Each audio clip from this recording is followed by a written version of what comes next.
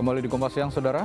Selama 1 bulan atau bulan Februari 2022, BPBD Kabupaten Sukabumi mencatat ada 5 desa dari 4 kecamatan di Kabupaten Sukabumi, Jawa Barat yang terdampak bencana pergerakan tanah. BPBD juga mencatat ada 85 rumah warga rusak berat dan ringan akibat pergerakan tanah ini. Desa yang terdampak pergerakan tanah diantaranya Desa Pasir Suren dan Desa Tonjong yang masuk ke Kecamatan Pelabuhan Ratu. Lalu Desa Cikakak yang masuk ke Kecamatan Cikakak, Desa Pasir Baru yang masuk ke Kecamatan Cisolok, dan juga Desa Limus Nunggal yang masuk ke Kecamatan Bantar Gadung. Dari 85 rumah terdampak, 50 rumah rusak berat dan 35 rumah rusak ringan. Sementara rumah yang saat ini terancam akibat pergerakan tanah tercatat ada 34 rumah. BPBD Kabupaten Sukabumi saat ini masih terus mendata kerusakan untuk pengajuan bantuan kepada pemerintah pusat dan Kabupaten Sukabumi. Dengan jumlah 55 rumah yang terkena dampak dari cuaca ekstrim ini, yaitu karena debit hujan yang sangat tinggi dan ditambah dengan angin ya gitu kan. Ya, akhirnya kita sudah di asesmen di lapangan dengan jumlah sekian, kita sudah turun dari BPBD, kita dengan tim sudah mendata.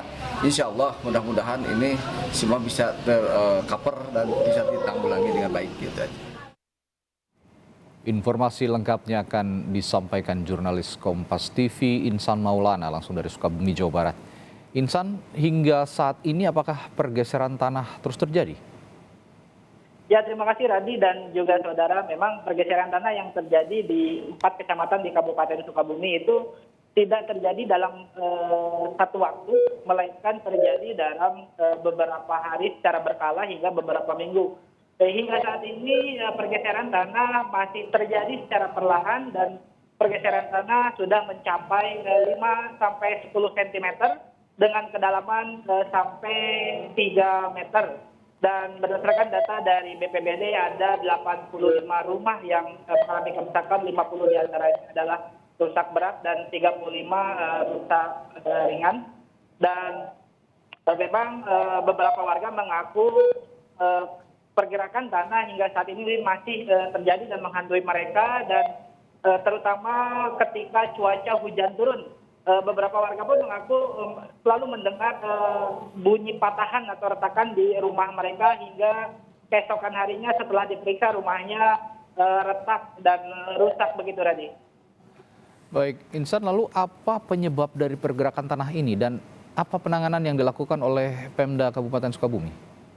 Berdasarkan kajian dari pihak geologi di salah satu kecamatan, yaitu di Kecamatan Pelabuhan Ratu, informasi dari pihak kecamatan dari hasil kajian bahwa pergerakan tanah ini terjadi selain karena wilayahnya bagian dari patahan atau sesar dari pergerakan tanah, saluran irigasi yang informasinya kurang baik dan cuaca buruk, hujan deras dan angin kencang pun memicu pergerakan tanah ini terjadi sehingga memperparah keadaan di lokasi. Dan sementara untuk penanganan, pihak BPBD hingga saat ini masih terus melakukan asesmen dan pendataan yang nantinya akan dilakukan kajian apakah wilayah-wilayah yang terdampak tersebut harus direlokasi atau memang dibangun kembali dengan struktur tanah yang memang diperbaiki. Hingga saat ini masih memang masih melakukan kajian begitu, Radi. Baik, lalu Insan, apakah ada posko pengungsian bagi warga yang rumahnya rusak dan terdampak? Ya, untuk posko pengungsian, berdasarkan pantauan di lapangan, BPBD sebenarnya tidak mendirikan posko pengungsian, melainkan mendirikan posko siaga bencana, di mana posko siaga bencana ini untuk berkumpulnya para relawan bencana yang mungkin sewaktu-waktu dibutuhkan untuk penanganan kebencanaan dan untuk menghimpun informasi-informasi dari warga yang terkena dampak. Posko pengungsian tidak ada dikarenakan hampir seluruh warga yang terdampak mereka lebih memilih mengungsi secara mandiri di rumah sanak saudaranya begitu, Radi. Baik, Insan Maulana melaporkan langsung dari Sukabumi, Jawa Barat terkait fenomena pergeseran tanah yang merusak rumah warga di sana.